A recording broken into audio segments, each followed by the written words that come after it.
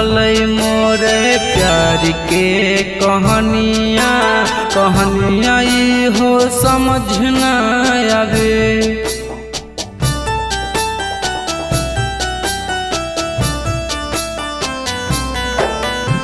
कैसन हलै मोरे प्यार के कहानियाँ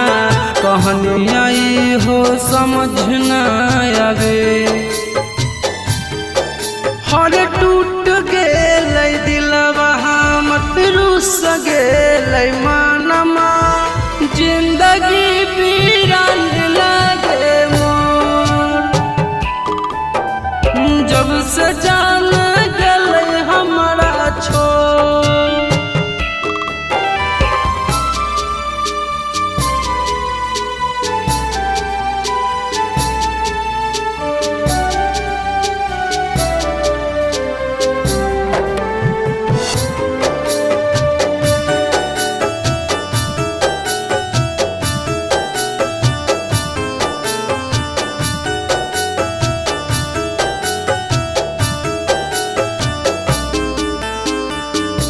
झूठो देखैला कयू हमारा सपनामा, छोड़ के चली गेलै पिया के अंगनामा।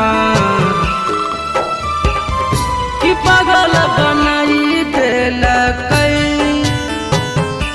हमारा भुलाई देलकै। कैसन दिलकै हमारा दिल में दर्दिया हो समझ न आवे।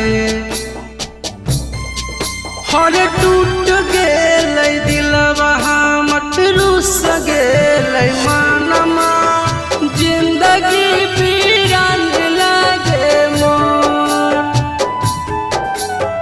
जब से जान गलै हमारा छोड़,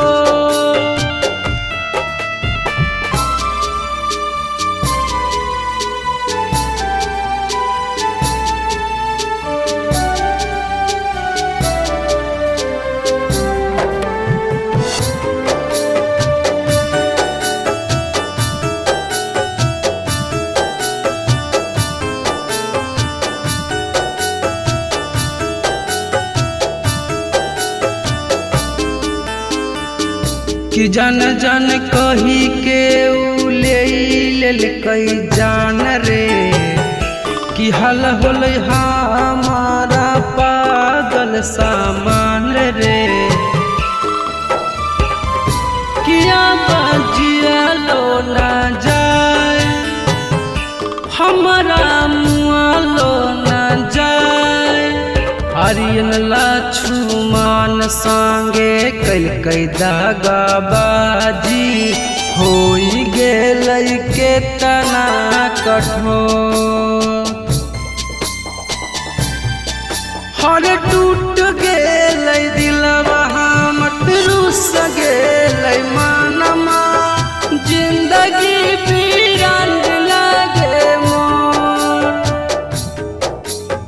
जब से जान गलै